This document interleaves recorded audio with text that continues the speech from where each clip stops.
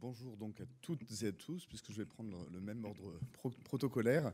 Alors c'est évidemment compliqué de prendre la suite à la fois de Martine, alors je dois peut-être appeler docteur Lefebvre aujourd'hui de manière plus formelle, avec effectivement la fougue qui la caractérise, et aussi de succéder à un élu dont les qualités évidemment oratoires sont forcément meilleures que celles du représentant de l'État que je suis. Mais je vais essayer de ne pas trop plomber l'ambiance de la journée et de ne pas être trop roboratif en tout cas, mais je suis aussi là pour vous parler évidemment de l'action de l'État. Je vous promets d'essayer de faire un peu plus court que ce que j'avais prévu. Donc, monsieur le représentant du conseil régional, madame la présidente du conseil d'administration, docteur Dame Martine, et puis je vais vous épargner les autres surnoms qu'on peut se donner, monsieur le président du conseil scientifique, Pierre, mesdames, messieurs. Je vous prie de bien vouloir excuser évidemment l'absence de Mme Ricôme, directrice générale de l'ARS des Hauts-de-France. Et je dois dire que, alors, souvent je dis que j'ai plaisir à la représenter. Parfois c'est pas vrai. Aujourd'hui c'est vrai, puisque j'ai la chance de travailler évidemment avec l'équipe de la Fédération de recherche régionale en santé mentale psy, dans le cadre d'une démarche dont je vous parlerai un peu plus tard, qui est la démarche de lancement des projets territoriaux de santé mentale. Mais j'ai aussi la chance, c'est ce que vous l'avez compris, de connaître personnellement plusieurs des personnes de l'équipe de la fédération, évidemment à commencer par Martine, mais j'oublie pas Nathalie, Delphine, Thierry. Bon, j'en oublie certainement, mais j'en profite pour leur passer le message. Au-delà de la richesse, évidemment, des individus qui travaillent à la fédération, évidemment, la fédération, c'est un dispositif unique, il est bon de le rappeler à chaque fois, unique en France, qui repose sur la participation des établissements membres et que vous représentez aujourd'hui, nombreux. Et cette participation des établissements membres, c'est ce qui assure son indépendance à la fédération, et c'est important de le souligner, puisque certains, parfois, disent que ce serait un bras armé caché de l'ARS ou d'autres institutions. Il n'en est rien. C'est un organisme parfaitement indépendant. Je pense que les objectifs qui ont sous-tendu la création de la fédération il y a plus de 10 ans, alors j'ai raté, je sais, l'anniversaire de la fédération qui devait être l'année dernière, les 10 ans de la fédération, donc je ne vais pas m'y appesantir. Par contre, je voudrais souligner ici en quoi la fédération est un partenaire majeur de l'action de l'ARS et de l'action que l'ARS entend mener, notamment sur le champ de la santé mentale.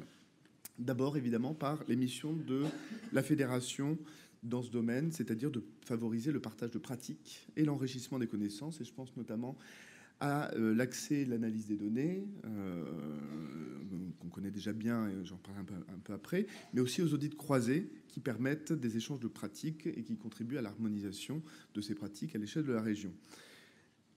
Je pense aussi, évidemment, à la contribution de la fédération à la mise en œuvre de projets régionaux, dont beaucoup sont financés par l'ARS, et c'est heureux. Et notamment, je citerai ici l'évaluation du projet, alors je ne sais jamais si on dit vigilance ou vigilance, mais vigilance sur la prévention de la récidive suicidaire, que beaucoup d'entre vous ici connaissent, mais aussi de la formation au repérage du risque suicidaire en EHPAD, qui a été lancée, je crois, il n'y a pas très longtemps. La fédération, évidemment, participe aussi à des projets nationaux. Et là, j'ai en tête le projet Papageno, qui vise à prévenir la contagion suicidaire, mais aussi à promouvoir le recours et l'offre d'aide. Je ne vais pas le faire plus longtemps, parce que vous le connaissez, je crois, suffisamment dans cette salle. La fédération, c'est aussi un partenaire de l'ARS par sa participation aux travaux et aux réflexions que nous avons menées et que nous continuerons à mener dans le cadre du projet régional de santé, puisque la fédération est membre du groupe de concertation régionale mis en place pour ce qu'on appelle le chantier santé mentale. Alors, le projet régional de santé, c'est notre actualité au niveau de l'ARS. C'est le document qui définit, en cohérence évidemment avec les orientations nationales, et je pense en particulier à la stratégie nationale de santé, dont l'un des objectifs est de mettre en place une politique globale de prévention et de promotion de la santé, dans tous les milieux et tout au long de la vie. Donc c'est la définition de la politique régionale de santé, et c'est notre actualité puisqu'elle a été, le nouveau projet régional de santé a été publié par la directrice générale de l'ARS en juillet 2018. Donc vous voyez, c'est tout frais. Ce projet, il est constitué de 3 documents. D'abord, un cadre d'orientation stratégique qui détermine pour 10 ans à venir la stratégie de la santé en région, avec l'objectif majeur d'optimiser encore notre système en termes d'organisation et de pertinence de réponse. Le cadre d'orientation stratégique, c'est aussi une déclaration politique qui souligne, parmi les 3 enjeux majeurs qui ont été retenus par l'ARS pour une vision à 10 ans de la santé, la nécessité, au vu des indicateurs de la région qui restent mauvais sur beaucoup de sujets, alors je le précise ici, indicateurs qui continuent à s'améliorer sur beaucoup de sujets, mais avec un écart qui ne se réduit pas par rapport à des moyennes, notamment des moyennes françaises. Et donc, il est nécessaire de continuer à travailler au rattrapage de la région sur beaucoup de ces sujets. Donc, évidemment, la prévention des maladies et la promotion des comportements favorables à la santé, avec la volonté de l'ARS d'agir fortement auprès des enfants et des jeunes de la manière la plus précoce possible, en coordination avec ses partenaires institutionnels. Évidemment, je pense notamment plutôt aux conseils départementaux, à l'éducation nationale et tant d'autres. Et ça prend un écho particulier, évidemment, en termes de santé mentale, où effectivement, il s'agit, mais ça a été bien dit, très bien dit avant moi, d'une approche qui dépasse les seuls professionnels de santé, largement. C'est dans ce PRS que je cite que figurent les orientations spécifiques à la santé mentale. Je vais les citer parce que c'est quand même l'occasion ici de le faire. Repérer et prendre en charge précocement le risque suicidaire. C'est un sujet, évidemment, qui est largement traité dans le cadre des travaux de la Fédération qui sera poursuivi lors de cette journée. Développer les prises en charge ambulatoires en adaptant l'offre. Coordonner les démarches de soins et d'accompagnement social et médico-social. Assurer la prise en charge des enfants et adolescents à risque. Et enfin, promouvoir l'insertion des personnes souffrant de troubles psychiques dans la cité. Martine parlait tout à l'heure, évidemment, de la déstigmatisation qui reste un objectif permanent, en tout cas pour l'ARS. L'un des enjeux du PRS est de mobiliser l'ensemble des acteurs autour des parcours de soins et de vie sans rupture. Le PRS part d'un constat simple. L'état de santé dans les Hauts-de-France, je l'ai dit, s'améliore, mais moins vite qu'ailleurs et surtout de manière très inégale au sein de la région. Dans les Hauts-de-France, une part importante de la population a une espérance de vie au moins aussi bonne que dans d'autres régions, mais une autre partie de la population, plus fragile socialement, n'a pas les mêmes chances. Le problème en matière de santé dans les Hauts-de-France, ce sont bien les inégalités sociales et territoriales de santé, et c'est sur ça qu'on doit travailler et focaliser les efforts du PRS dans le cadre d'une lutte collective et à long terme.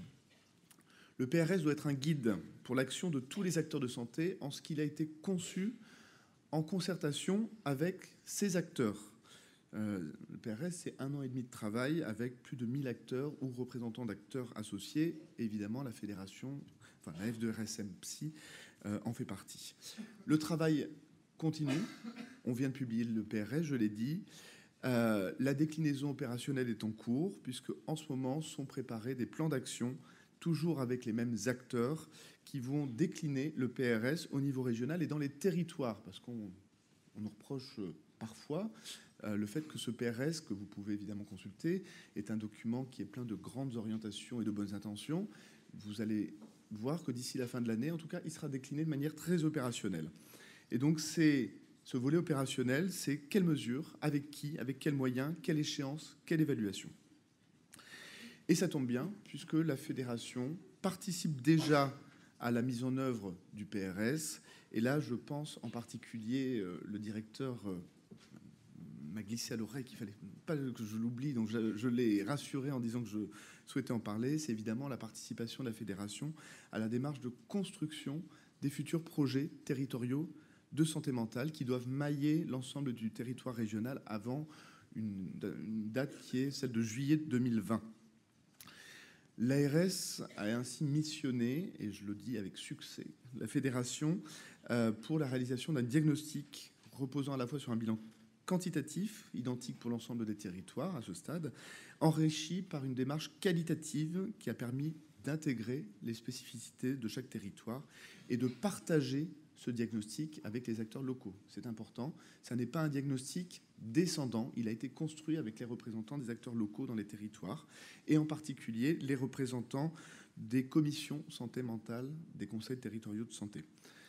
Ce diagnostic qui est disponible, diffusé largement notamment, je crois, sur le site de la Fédération, doit être la première étape de la construction des futurs projets territoriaux de santé mentale qui vont permettre aux acteurs locaux, et encore une fois, il ne s'agit pas d'une démarche descendante, c'est une démarche dont doivent s'emparer les acteurs locaux de la santé mentale au sens large. On est dans cette dimension tout à fait globale de la santé mentale qui va effectivement jusqu'à des politiques sociales.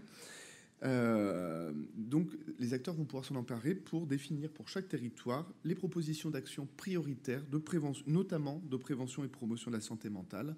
On est dans le cœur du sujet aussi de la journée scientifique d'aujourd'hui, de soins, d'accompagnement à l'autonomie, à l'inclusion sociale et citoyenne, en tenant compte tout ça des besoins spécifiques de toute une liste de publics prioritaires qui sont mentionnés dans le décret 2017. Bon, je suis désolé, j'étais un peu long, mais vous l'avez compris, la prévention et la promotion de la santé, ça a été dit et redit, sont au cœur de la politique nationale, des politiques nationales et régionales de santé, et il ne sera jamais suffisamment dit qu'il existe des marges de progrès conséquentes sur cette dimension en France, dans un pays dont le système de santé s'est construit historiquement autour de la dimension du soin. Évidemment, sur la santé mentale, ça prend un écho particulier avec l'impérieuse nécessité d'une approche positive dans ce domaine pour le bien-être de nos concitoyens, en agissant sur des déterminants. Et on est là sur des sujets qui nécessitent une approche collective et une interpénétration des politiques publiques entre elles, puisqu'évidemment, ça dépasse, on l'a dit plusieurs fois, le seul domaine de compétence des professionnels de santé, des établissements de santé. On est dans une approche beaucoup plus large. Je m'arrête là. C'est évidemment l'objet de cette journée scientifique dédiée à la prévention des troubles psychiatriques. Je vous remercie pour votre écoute. Je vous souhaite d'excellents travaux et j'espère qu'ils seront enrichissants et qu'ils nous seront transmis, puisqu'à la fin, ça nous intéressera évidemment de pouvoir nous appuyer dessus dans le cadre notamment de la démarche de PTSM. Merci beaucoup.